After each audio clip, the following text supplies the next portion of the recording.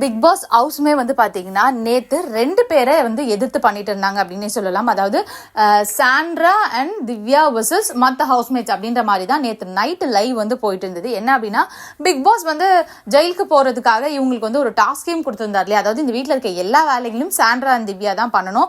அதை வந்து மேல் பார்வை யார் பண்ணணும் அப்படின்னா விக்ரம் பண்ணணும் அப்படின்னு சொல்லியிருந்தாரு. ஸோ அதனால அவங்களுமே வந்து ரொம்ப லத்தாஜிக்காக தான் அந்த வேலையை பார்த்துட்டு இருந்தாங்க. பட் செய்கிற வேலையை வந்து ரொம்பவே க்ளீனாக பண்ணிட்டு இருந்தாங்க.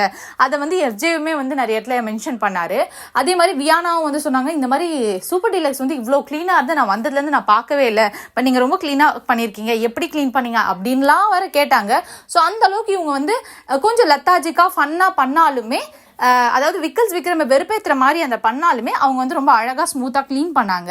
அண்ட் ஒரு கட்டத்தில் திவ்யாவுக்கு என்ன வந்திருக்கு, தலைவலின்னு சொல்லிட்டு மெடிக்கல் போயிட்டு அங்கே மெடிக்கல் போயிட்டு டேப்லெட் வாங்கிட்டு வந்திருக்காங்க. ஸோ அவங்களுக்கு வந்து தலைவலிக்கிறப்போ ஹெவியாக சாப்பிட்டுட்டா வாமிட் பண்ணுறோம் அப்படின்றதுக்காக அந்த பர்கரை கூட சாப்பிடாம எஃப்ஜே கிட்ட வந்து ஒரு கப் டீ கிடைக்குமா அப்படின்ற மாதிரி கேட்குறாங்க.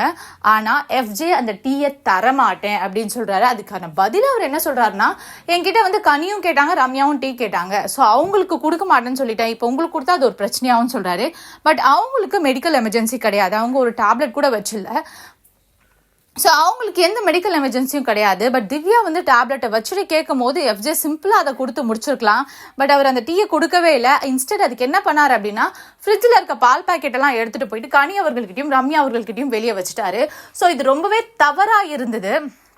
ஏன்னா நைட் லைவ் பார்த்தவங்க எல்லாருக்குமே தெரியும், ஒரு சிம்பிளாக ஒரு தலையாக பரவாயில்ல, அவங்களுக்கு மெடிக்கல் எமர்ஜென்சி, நான் ஒரு பாலை கொடுத்துட்றேன் அப்படின்னு கொடுத்து முடிச்சிருக்கலாம். ரொம்ப ட்ராகாகவே எழுத்தாரு. ஒரு பிரச்சனையை வந்து பிக் பாஸ்க்கு இந்த ஒரு பிரச்சனையை வந்து இன்னைக்கு எபிசோட்ல டிஸ்கஸ் பண்ணுவாங்களா இல்லை நாளைக்கு டிஸ்கஸ் பண்ணுவாங்களா அப்படின்னு நீங்க நினைச்சீங்க அப்படின்னா மறக்காம கமெண்ட் பாக்ஸ்ல கமெண்ட் பண்ணுங்க. இந்த வீடியோ உங்களுக்கு பிடிச்சிருந்தா லைக் பண்ணுங்க, கமெண்ட் பண்ணுங்க, ஷேர் பண்ணுங்க. மறக்காம சேனலுக்கு சப்ஸ்கிரைபும் பண்ணிடுங்க. ஒட்டுமொத்த பிக் பாஸ் ஹவுஸ்மே வந்து பார்த்தீங்கன்னா நேற்று 2 பேரை வந்து எதிர்த்து பண்ணிட்டு இருந்தாங்க அப்படின்னே சொல்லலாம். அதாவது சாண்ட்ரா அண்ட் திவ்யா வர்சஸ் மற்ற ஹவுஸ்மேட்ஸ் அப்படின்ற மாதிரி தான் நேற்று நைட்டு லைவ் வந்து போயிட்டு இருந்தது. என்ன அப்படின்னா, பிக் பாஸ் வந்து ஜெயிலுக்கு போகிறதுக்காக இவங்களுக்கு வந்து ஒரு டாஸ்கையும் கொடுத்துருந்தார் இல்லையா. அதாவது இந்த வீட்டில் இருக்க எல்லா வேலைகளும் சாண்ட்ரா அண்ட் திவ்யா தான் பண்ணணும். அதை வந்து மேல் பார்வை யார் பண்ணணும் அப்படின்னா விக்ரம் பண்ணணும் அப்படின்னு சொல்லியிருந்தாரு.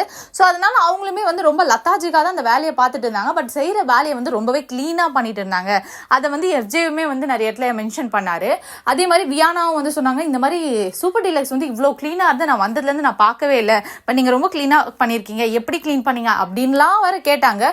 ஸோ அந்த அளவுக்கு இவங்க வந்து கொஞ்சம் லத்தாஜிக்காக ஃபன்னாக பண்ணாலுமே, அதாவது விக்ரம் வெறுப்பேற்றுற மாதிரி அந்த பண்ணாலுமே அவங்க வந்து ரொம்ப அழகாக ஸ்மூத்தாக க்ளீன் பண்ணாங்க. அண்ட் ஒரு கட்டத்தில் திவ்யாவுக்கு என்ன வந்திருக்கு, தலைவலின்னு சொல்லிட்டு மெடிக்கல் போயிட்டு